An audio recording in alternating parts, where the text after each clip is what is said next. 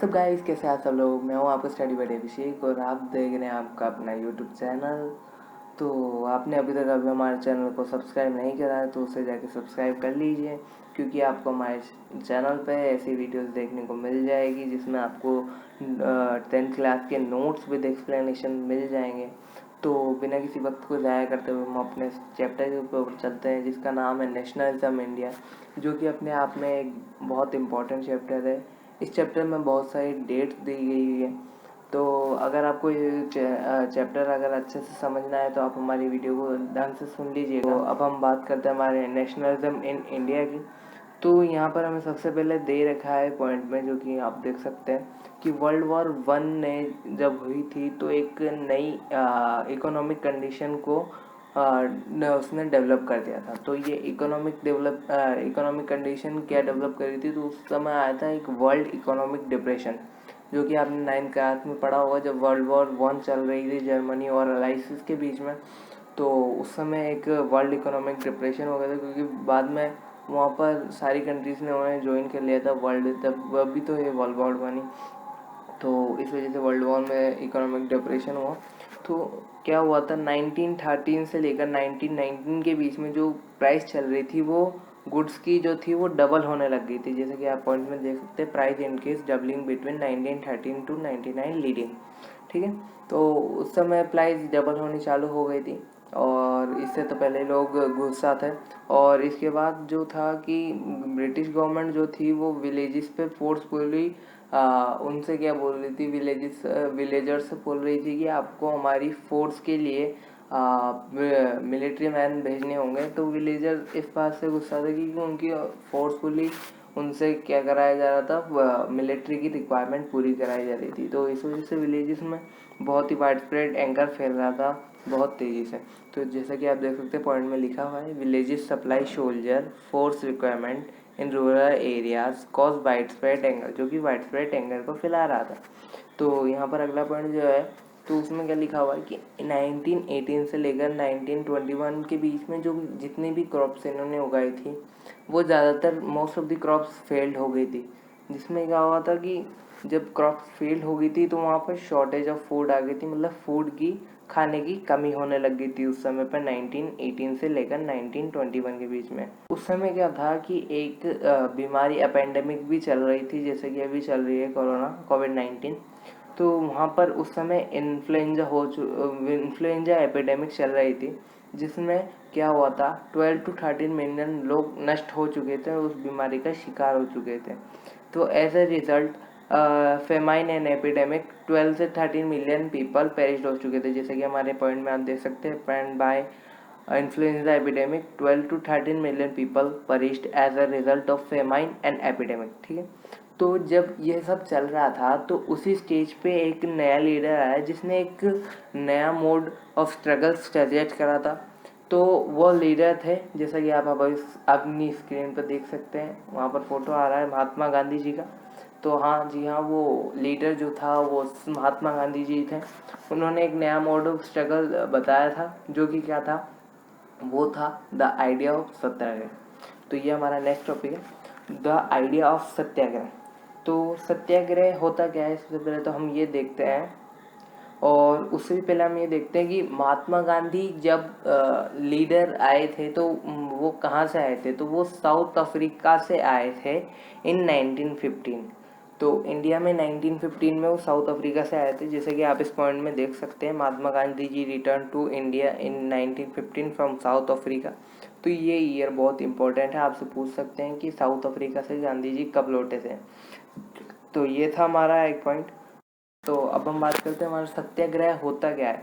तो सत्याग्रह होता है, सत्याग्रह में बोल रखा है कि अगर आप जो लड़ाई लड़ रहे हैं उसका कारण सही है और वो लड़ाई अन्याय के खिलाफ है, तो आप जो है वो अहिंसा की लड़ाई जीत सकते हैं। जैसा कि हमें पॉइंट में दे रखा है कि if the cause was true, if the struggle was against injustice, then physical force is not necessary to fight with the oppressor. A satyagrahi could win the battle of non-violence.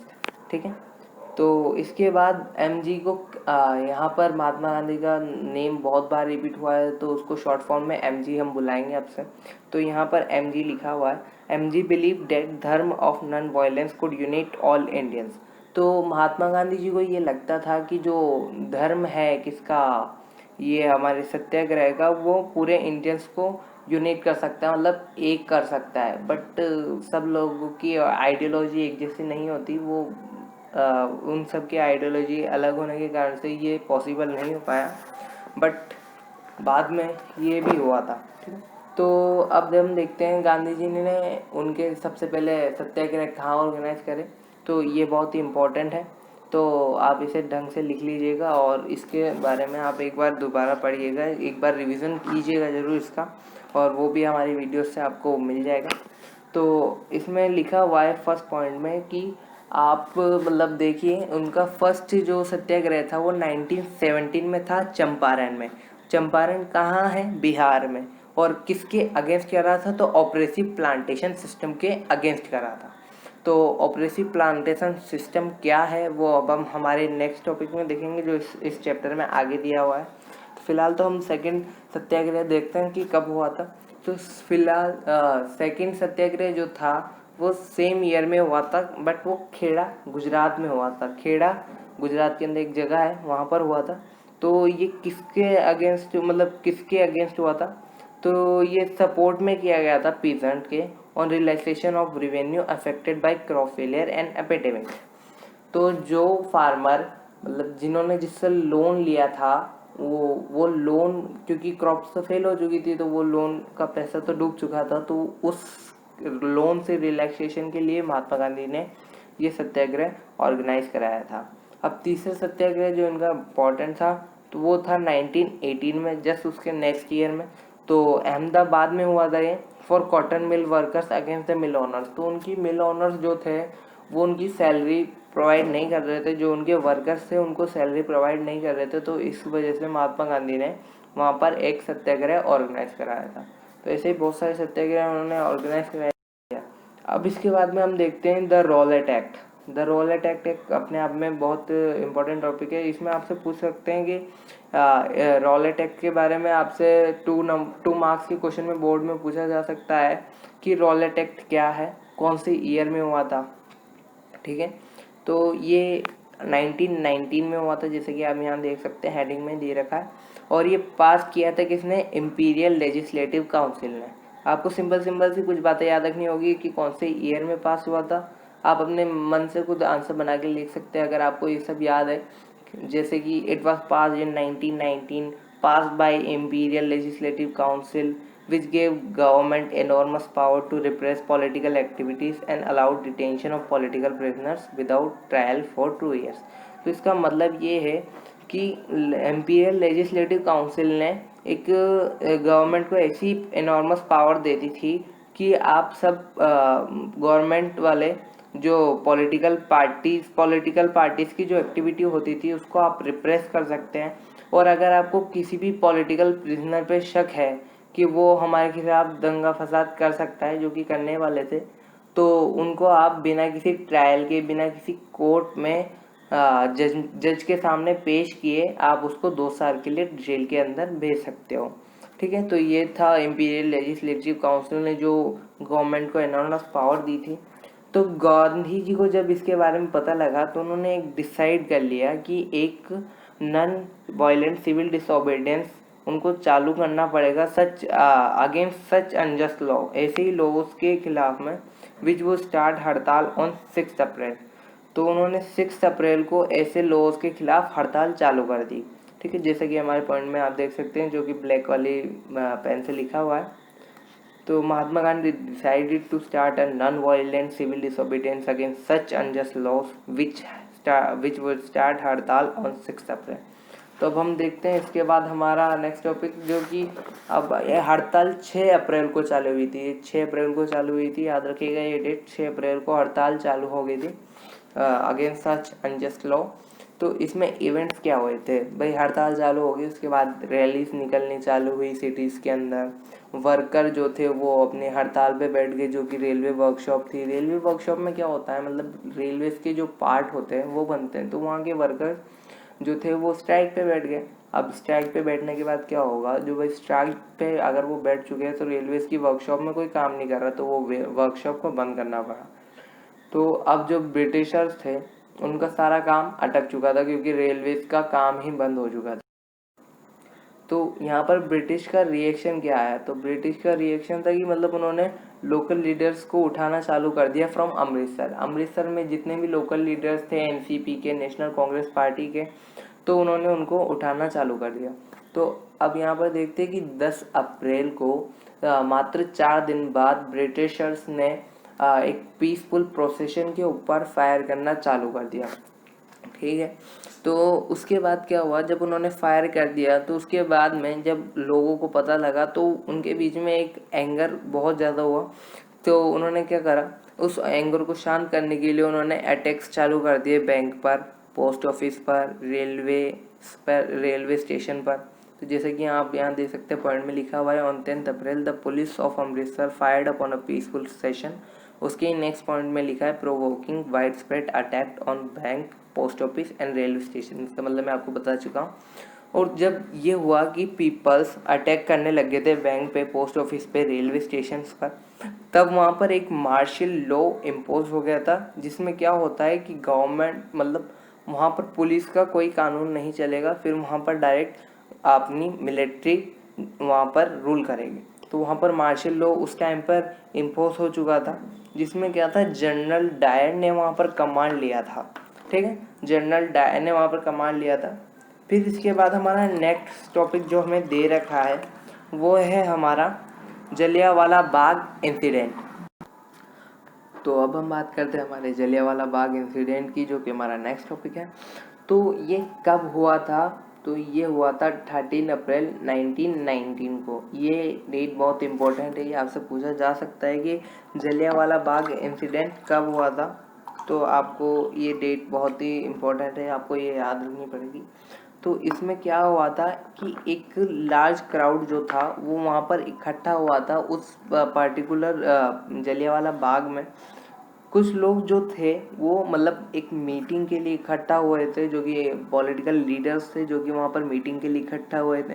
और कुछ लोग ऐसे थे जिनको वहाँ पर कुछ पता नहीं था कि यहाँ पर मीटिंग हो रही है या फिर मार्शल लॉ इम्पोज हो चुका है।